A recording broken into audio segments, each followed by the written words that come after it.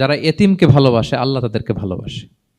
এবং আল্লাহর হাবিব সাল্লাল্লাহু আলাইহি ওয়াসাল্লাম বলতেন, আনা ওয়া কাফিলুল ইয়াতীমি ফিল জান্নাতি কাহাতাইন, আমি এবং এতিমের রক্ষণাবেক্ষণকারী এইভাবে প্রতিবেশীর মতো জান্নাতে থাকব।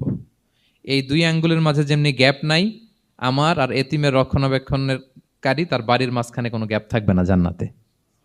We will be neighbour in paradise. জান্নাতে এরকম আমরা কাছাকাছি থাকবো। আল্লাহু আকবার পড়েন। তাহলে এতিমের রক্ষণাবেক্ষণকারীকে আল্লাহ তাআলা ভালোবাসেন। যারা এতিমকে পছন্দ করে না, এতিমকে তাড়িয়ে দেয়, তাদেরকে আল্লাহ পছন্দ করেন। আল্লাহ তাআলা বলেন, আরাআইতাল্লাযী ইউকাযযিবু বিদ্দীন ফাযালিকাল্লাযী ইয়াদুউল ইয়াতীম। যারা আখিরাতকে অবিশ্বাস করে তারাই এতিমকে ঘাড় ধাক্কা দিয়ে তাড়িয়ে দেয়। কোনো বিশ্বাসী কখনো এতিমের সাথে খারাপ আচরণ করে না। আপনাদের যাদের মন শক্ত, অনেকের চোখ দিয়ে পানি নামে না।